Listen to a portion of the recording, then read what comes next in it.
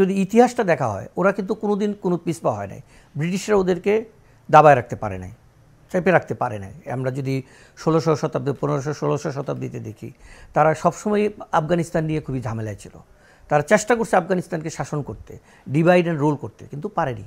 আপনি যদি 1500 শতাব্দী, 1600 শতাব্দী, 1700 শতাব্দী, 1800 শতাব্দীতে যান, প্রত্যেক শতাব্দীতে আপনি মিনিমাম মেজর 4 থেকে 5টা যুদ্ধ দেখবেন আফগানিস্তানে। এবং এরা বাই বর্ন যোদ্ধা, এদের ভয় নাই, ওরা জীবনের ভয় করে না। আফগানিস্তানের প্রথম নারী প্রভিন্সিয়াল গভর্নর, তার সাথে কাজ করতে হয়েছিল।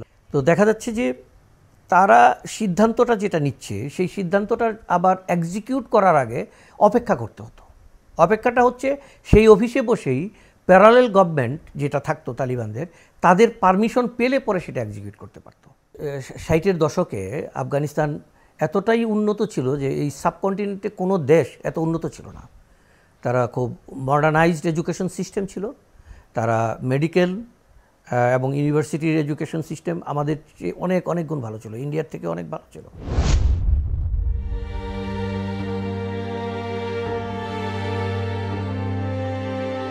দু 2009 থেকে 2016 পর্যন্ত আফগানিস্তানে কাজ করার সুবাদে এর ইতিহাস, এর রাজনৈতিক ধারা, গতি ইত্যাদি বিষয়ে আমার জানতে হয়েছিল। কাজের সাথেও সম্পৃক্ততা ছিল।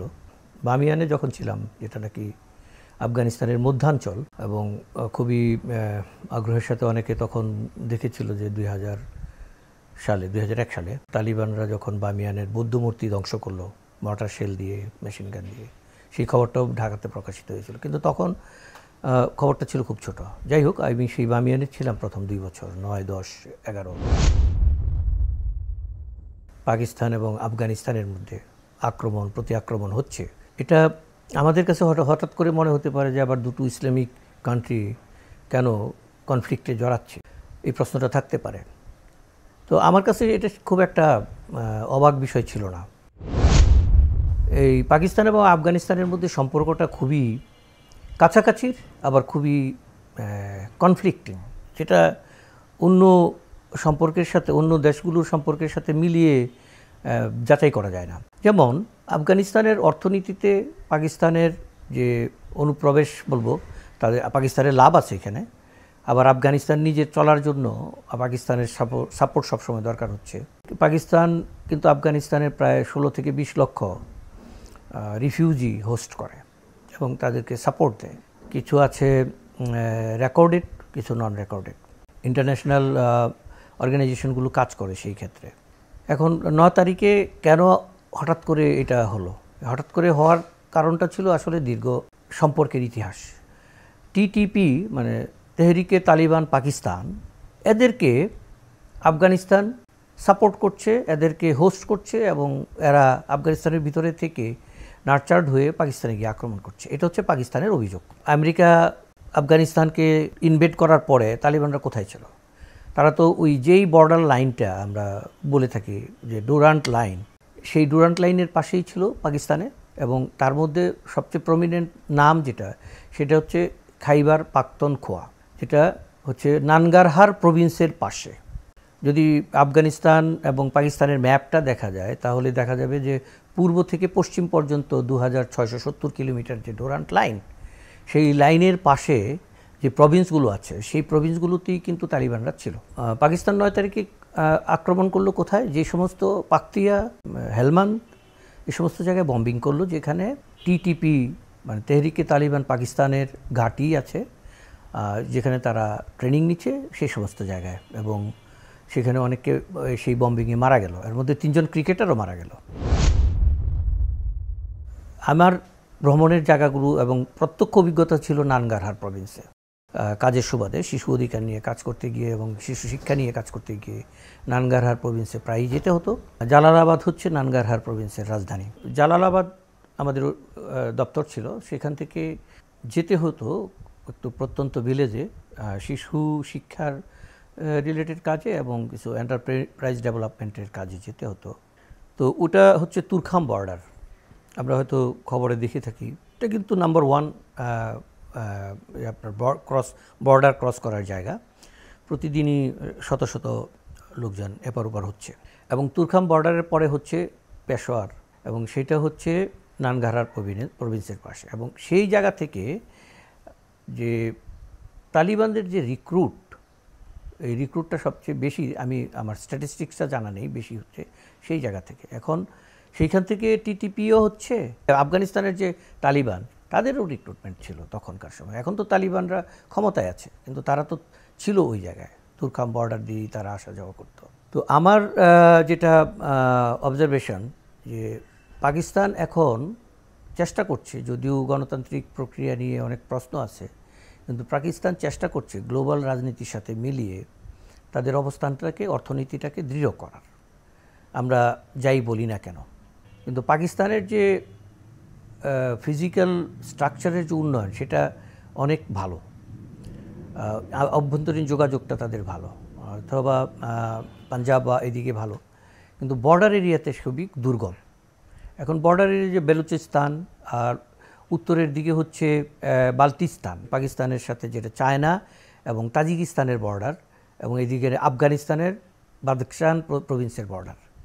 এবং আমরা যেটা পামির মালভূমি বলি, সেই পামির মালভূমি কিন্তু সেখানে, যেটা পৃথিবীর ছাদ হিসেবে আমরা পড়ে থাকি।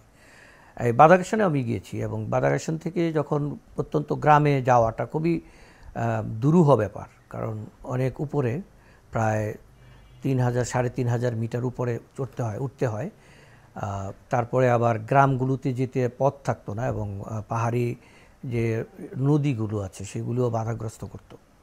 তো ওই বর্ডার লাইনগুলোতে কোনো সময় অ্যাক্সেসিবিলিটি মেইন স্ট্রিম ফোর্সের থাকতো না, ছিল না। ফলে ওই যে কোনো ধরনেরই separatist movement, by the definition of either, কী বলবো, যে আফগানিস্তান বা পাকিস্তান, তারা যেভাবেই ডিফাইন করে না কেন, হয়তো যারা ফাইট করে তারা তো তাদের স্বায়ত্তশাসনের জন্য ফাইট করে বা তাদের অধিকারের জন্য ফাইট করে, কিন্তু তাদেরকে সেপারেটিস্ট হিসাবে বা সন্ত্রাসী হিসাবে আন্তর্জাতিকভাবে বলা হয়ে থাকে, যে তারা অন্যদের উপর আক্রমণ করে, কিন্তু তারা তো সেখানে আছে।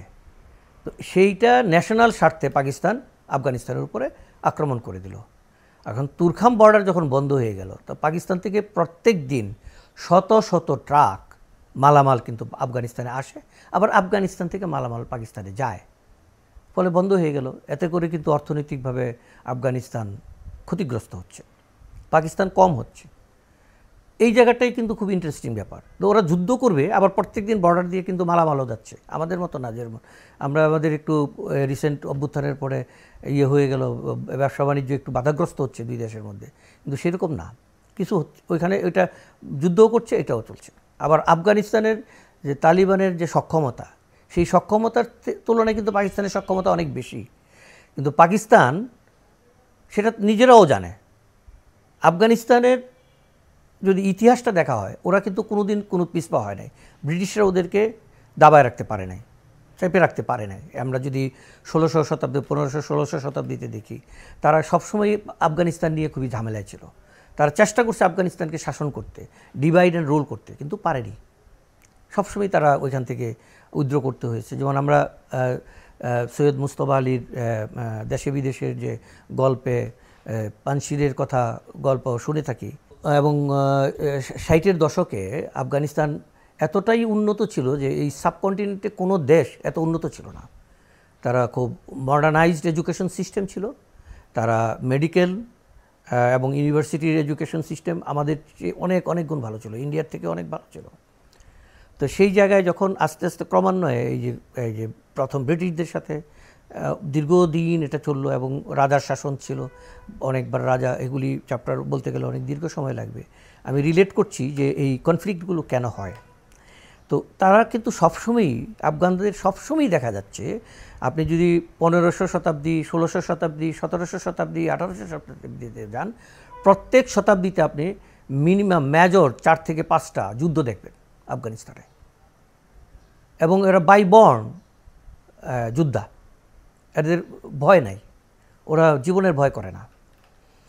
এখন আফগানিস্তানের ভিতরে কিন্তু অনেক জাতিগোষ্ঠী আছে, যেমন মানে খুব দ্রুত বললে বলা চলে পাশতুন, আমরা সবাই জানি, যারা পাঠান। এই পাঠানদেরকে ভাগ করা হয়েছে এটা হচ্ছে তারা হচ্ছে মেজর জাতিগোষ্ঠী। তো 35%-এর উপরে বা 40% বোধ হয় এখন এটা দেখতে হবে লেটেস্ট স্ট্যাটিস্টিক্সটা কি। আর বাকিরা কত কারা? তারা হচ্ছে হাজারা যারা শিয়া, তাজিক, উজবেক এবং কিছু আছে নমেড, তারা আবার পাশতুন, কিন্তু এক জায়গায় থাকে না। এরকম অনেক মানে মিক্সড একটা জাতিগোষ্ঠী এবং কালচার। আমরা হয়তো মনে করি যে আফগানিস্তান ইসলামিক কান্ট্রি এবং তালিবান এসে এটা ইসলামিক আমিরাত হিসেবে ঘোষণা করছে, গণতন্ত্রকে তারা অ্যাপ্রিসিয়েট করছে না, তারা নিচ্ছে না, আমিরাত হিসাবে ইয়ে করছে, যেখানে তারা তাদের একটা যে হাই বডি আমিরকে নির্বাচন করবে আর নিচে দিয়ে জনগণ কিন্তু কোনো ভোট দিতে পারবে না। এবং তার মানে কি, অন্য জাতিগোষ্ঠীর যে মতামত সেখানে কিন্তু হালে পানি পাচ্ছে না। 2001 সালের 9/11-এর পরে আমেরিকা যখন আসলো এবং প্রথম কারজাই গভর্নমেন্ট, তারপরে আশরাফ গানির গভর্নমেন্ট, তাদেরকে তো গণতান্ত্রিক একটা প্রক্রিয়ার মাধ্যমে যেটা সাধারণত করে থাকে সেটা সেই প্রসেসটা ফলো করে তাদেরকে ক্ষমতায় বসানো হয়েছিল। কিন্তু তালিবানরা ঠিক একই সময়ে একটা শ্যাডো গভর্নমেন্ট চালাতো, এটা আমেরিকানরা খুব ভালো করেই জানতো। এবং সেটার উপরে কিন্তু আমেরিকান ফোর্সের বা ন্যাটো ফোর্সের মধ্যে থেকেও অনেকে খুব ভালো ভালো লেখা আছে, ঐতিহাসিক লেখা আছে যে তালিবানরা কীভাবে গভর্নমেন্টটা চালাতো। আর আমি প্রত্যক্ষভাবে সেটা জানি যে আমরা যখনই কোনো কাজ করতে যেতাম প্রভিন্সগুলোতে, সেখানে দেখা যাচ্ছে যে ডিসিশনটা, যেমন আফগানিস্তানের যখন আমি বামিয়ানের প্রথম 2 বছর ছিলাম, সেখানকার বামিয়ানের যে একমাত্র মহিলা গভর্নর ছিল ডক্টর হাবিবা সারাবি, যে নাকি হেমাটোলজির ডক্টর, এবং আফগানিস্তানের প্রথম নারী প্রভিন্সিয়াল গভর্নর, তার সাথে কাজ করতে হয়েছিল। আমি যে ইউনিভার্সিটির আন্ডার, বামিয়ান ইউনিভার্সিটির আন্ডারে যে প্রোগ্রাম ফর প্রফেশনাল ডেভেলপমেন্টে কাজ করতাম, সেটার উনি আবার চেয়ারম্যান ছিল। তারা সিদ্ধান্তটা যেটা নিচ্ছে, সেই সিদ্ধান্তটা আবার এক্সিকিউট করার আগে অপেক্ষা করতে হতো। অপেক্ষাটা হচ্ছে সেই অফিসে বসেই প্যারালেল গভর্নমেন্ট যেটা থাকতো তালিবানদের, তাদের পারমিশন পেলে পরে সেটা এক্সিকিউট করতে পারতো। কিন্তু এটা বাইরে সহজে হঠাৎ করে জানা যেত। আমারই জানতে 6 মাস লাগছে, আমি 6 মাস পর্যন্ত বুঝতে পারি নাই কী হচ্ছে না হচ্ছে। যখন দেখলাম প্রোগ্রাম বা প্রজেক্ট ডিলে হচ্ছে, তখন ওইটা খোঁজ করতে গিয়ে পরে দেখলাম যে এই অবস্থা। এবং অনেকে বলে না, মুচকি হাসে যারা ইন্টারন্যাশনাল স্টাফ পুরনো। আমি বুঝাতে চাচ্ছি যে কনফ্লিক্টটার মধ্যে হঠাৎ কোনো কিছু বিষয় নেই। এটা একটা হচ্ছে under the stream there is another stream always flowing.